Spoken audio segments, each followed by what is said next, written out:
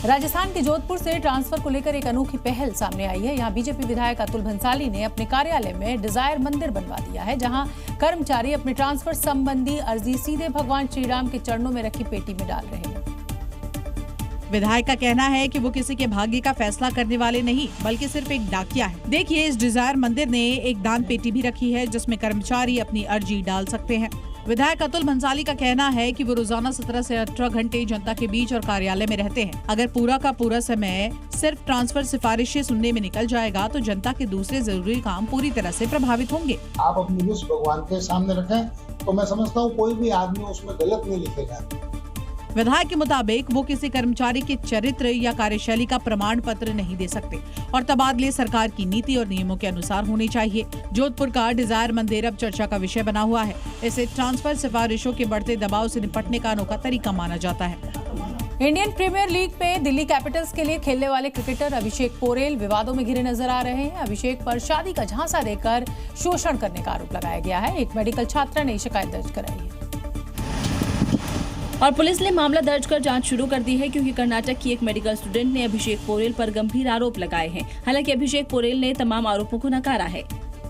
Medical student ने अभिषेक पोरेल पर 3 साल तक रिलेशनशिप में रहने का दावा किया है और शादी का वादा करने की भी बात कही है। पुलिस के मुताबिक करीब 1.5 साल पहले भी दोनों के बीच विवाद हुआ था, जो पुलिस स्टेशन तक पहुंचा, लेकिन उस समय कोई औपचारिक शिकायत दर्ज नहीं कराई गई थी। लेकिन अब लड़की की शिकायत के आधार पर पुलिस तथ्यों को तलाश रही है। आरोपों की जांच जारी है, इसलिए पुलिस जांच पूरी होने के पहले किसी भी पक्ष को दोषी या निर्दोष मानना ठीक नहीं होगा, क्योंकि सच तो जांच के बाद ही सामने आएगा।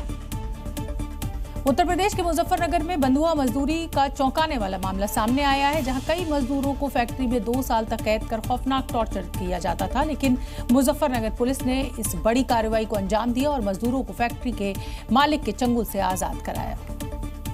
पुलिस ने न केवल बंधुआ मजदूरों को नरक की जिंदगी से बाहर निकाला, बल्कि 2 आरोपियों को भी गिरफ्तार किया है। इस दौरान जब मजदूरों ने अपने ऊपर हुए जुल्मों के निशान दिखाए तो सबकी रूह कांप गई। किसी की पीठ पर चोट के निशान है तो किसी के पीठ पर भाले से गोदने के निशान है। नींद आएगी तो बेल्ट बजाएंगे, तमंचा दिखाएंगे, जो हाथ में आ गया वो मार देते थे। खाने में 24 घंटे में एक बार चोकर की रोटी, 4 रोटी और नमक और सूखी मिर्च। इतना ही नहीं, अगर कोई मजदूर भागने की कोशिश करता है तो उस पर खूंखार पिटबुल कुत्ता छोड़ दिया जाता है। सूचना के बाद पुलिस ने फैक्ट्री में छापेमारी करके न केवल मजदूरों को यहां से आजाद कराया, बल्कि फैक्ट्री मालिक और मैनेजर को गिरफ्तार किया। साथ ही यातनाएं देने वाले कोड़े और भाला भी बरामद कर लिया है। इससे टॉर्चर करते थे ये जो इससे कोड़े का इस्तेमाल करते थे मारने का। जांच में ये बात सामने आई कि अत्याचार में 3 मजदूरों की मौत भी हुई थी। फिलहाल पुलिस अत्याचार में शामिल अन्य लोगों की तलाश कर रही है। उत्तर प्रदेश में अपराधी ही नहीं, भ्रष्टाचारियों पर भी लगातार नकेल कसी जा रही है। एसीबी की टीम मुख्यमंत्री योगी आदित्यनाथ के निर्देश पर लगातार एक्शन में है और इसी कड़ी में बुलंदशहर से लेकर गोंडा तक कई भ्रष्ट कर्मी रंगे हाथों दबोचे गए। बुलंदशहर में मंडी सचिव पैसे लेते पकड़े गए तो गोंडा में वन विभाग के अधिकारी दबोचे गए। वहीं लखीमपुर खीरी में पीडब्ल्यूडी के बाबू रंगे हाथ धरे गए। ये योगी की चेतावनी भूल गए थे। भ्रष्टाचारियों ने जितनी भी संपत्ति बनाई होगी, उन भ्रष्टाचारियों की इन संपत्तियों को सार्वजनिक उपयोग के लिए वो आज लेकर के आना चाहते हैं और उसी दृष्टि से एक बड़े अभियान को आगे बढ़ाने की आवश्यकता है। एसीपी ने सीएम के इसी अभियान को आगे बढ़ाया और बुलंदशहर के रिश्वतखोर मंडी सचिव को 1 लाख रुपए रिश्वत लेते हुए रंगे हाथों गिरफ्तार कर लिया।